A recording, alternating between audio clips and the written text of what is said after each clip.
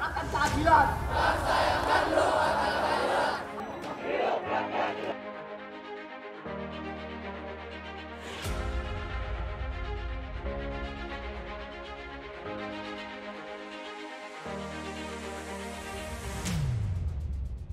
Pertama terkait dengan penundaan pemilu dan perpanjangan masa jabatan presiden.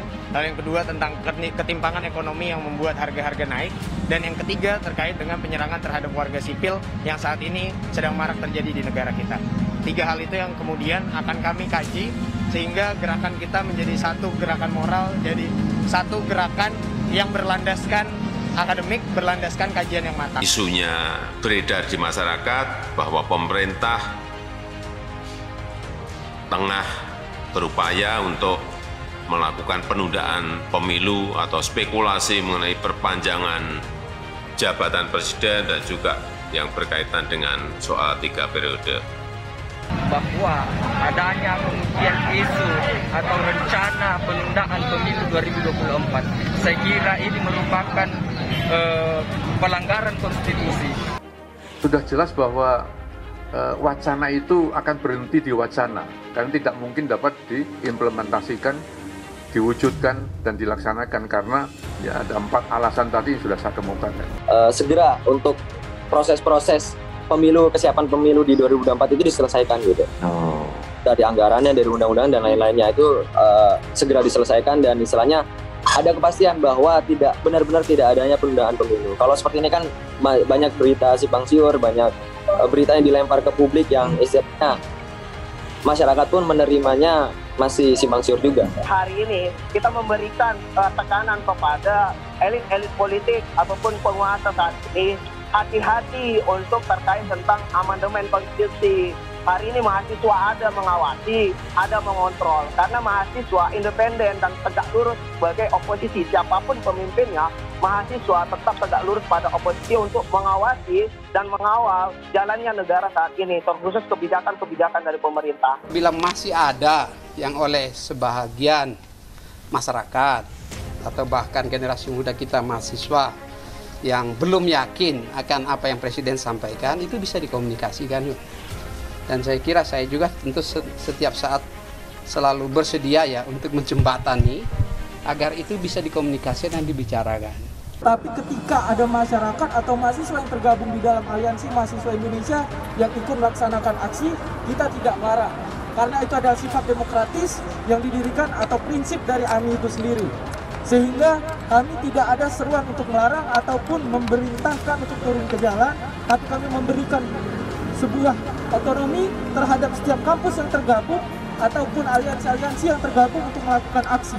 Sikap tegas dari Bapak Presiden bahwa kami menolak, Bapak Presiden menolak wacana penundaan pemilu 2024.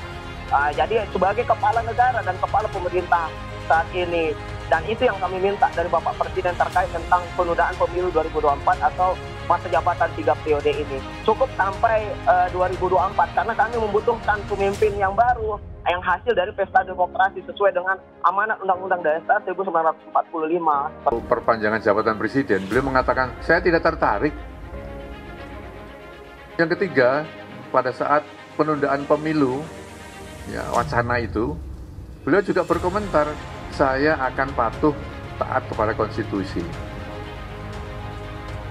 Tidak ada respon ataupun dari 6 tuntutan yang kami kasih, tidak ada respon sampai 14 hari ke depan. Artinya pemerintah ataupun penguasa Bapak Presiden hari ini adalah menantang dari mahasiswa untuk hal tersebut. Karena 6 tuntutan itu sangat urgent saat ini. Bagaimana masyarakat, rakyat hari ini menjerit. Bagaimana kami ada punya kajian korelasi antara penundaan pemilu dengan IKN.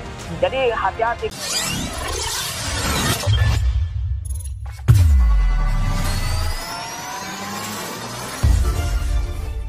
Ribuan demonstran meluber di Patung Kuda, Jakarta Pusat. Mereka long march menuju ke Istana Merdeka.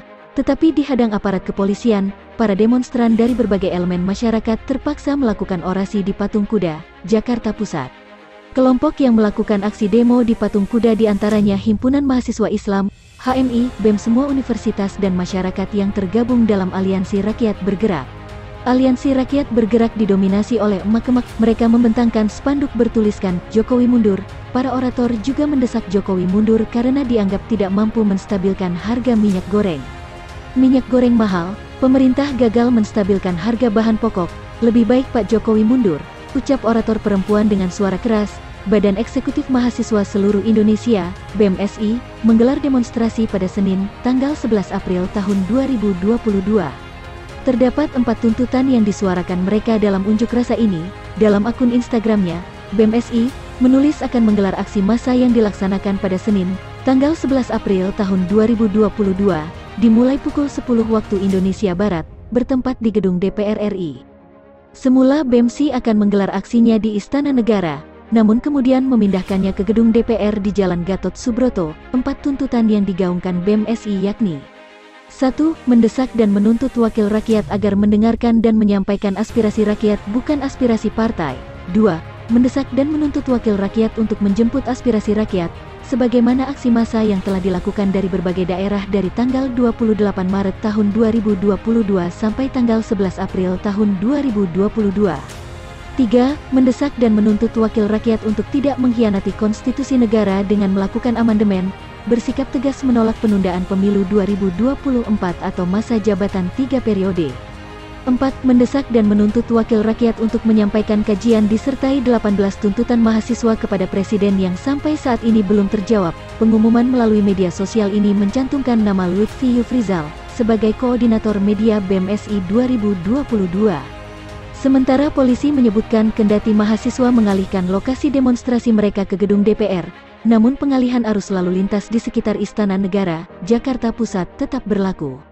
Tetap berlaku, kata Direktur Lalu Lintas Polda Metro Jaya Kombes Pol Sambodo Purnomo Yogo saat dikonfirmasi wartawan. Dikatakan Sambodo, hingga saat ini informasi yang masuk ke kepolisian terkait aksi unjuk rasa tersebut ada di sekitar Istana dan DPR. Istana dan DPR ada massa, ucapnya. Sebelumnya, Direktur Lalu Lintas Polda Metro Jaya Kombes Pol Sambodo Purnomo Yogo mengatakan, polisi lalu lintas akan dikerahkan sekitar 300 orang. Tapi nyatanya dari kepolisian menurunkan lebih dari 300 personil dan membawa Senpi. Kabid Humas Polda, Stefanus Satek Bayu Setianto mengatakan pihaknya akan ikut melakukan pengamanan aksi demonstrasi mahasiswa tersebut. Ia menyebut setidaknya 892 personel akan dilibatkan untuk melakukan pengamanan aksi, yang terdiri dari 450 personel dari Polres Padang dan 442 dari Polda Sumbar. Polda sifatnya backup personel pengamanan demo. Jelasnya, sebegitu bahayanya pikiran aparat kepada mahasiswa, ini demo bukan mau perang, ungkap salah satu mahasiswa yang mengikuti demo.